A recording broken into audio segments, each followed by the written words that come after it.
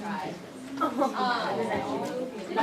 I'm doing a presentation on the history of scenic design, and I call it a prehistory here because this scenic design is by Robert Edmund Jones, who is kind of considered the father of scenic design as we know it today, and he designed it in the early 1900s. So I'm covering everything up until then. He wrote The Dramatic Imagination in the 1940s, and it's a really great book.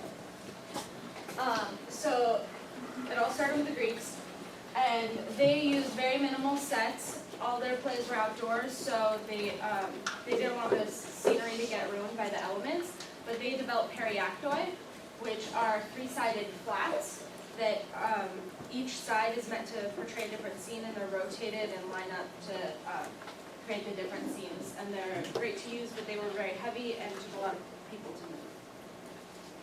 And then in medieval theater, mansions were put in the center of towns, and these were large stages that staged religious performances. And there were also mansions on wheels, which were called pageant wagons. And in these stages, there was generally heaven on the right, earth in the center, and hell on the left. And the way hell was set up was there was this mouth of a demon, and they used special effects to have fire breathe out of this hell mouth, and that was used to scare audiences in these morality plays. So that was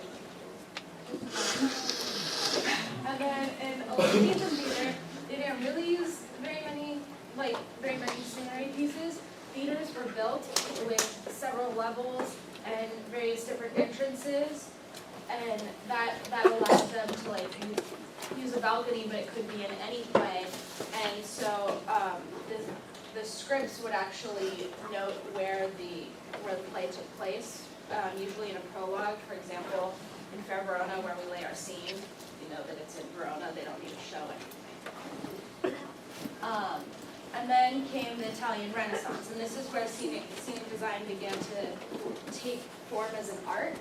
And this all happened because they developed perspective. And so they wanted to create that same perspective feel on the stage. So they rigged the upstage half of the stage so that it created that forced perspective. But everything was created for the royal chair, which was generally in the center, so that the king would have the perfect view. And so everywhere else was kind of sacrificing view, but that's what was important. And this is where they began to use wings, and so there was a lot of argument of whether flat or angled wings were used, and this is what we generally consider flats today. So they used it in the same way. And then the big scenic designer at the time was Sebastiano Serlio, and he felt that sets were not made to be shifted. So he was the one who started making these large unit sets that kind of fit the play. And then the English Renaissance was basically Inigo Jones went to Italy and found out about their idea of perspective and went back to England and was like, hey guys, they're doing something cool. So then in England, scenic design flourished. And he was a big deal because he was the one to start using the proscenium arch. And so he framed the set, and that is something that stuck around. And then in the 19th century, we took a step towards realism. And so sets were made to be historically accurate, and this is when they developed the box set, which is basically a room, and the proscenium would act as the fourth wall. So they were stepping away from the two-dimensional backdrops and trying to make it three-dimensional, but more realistic, so going away from the rig stages.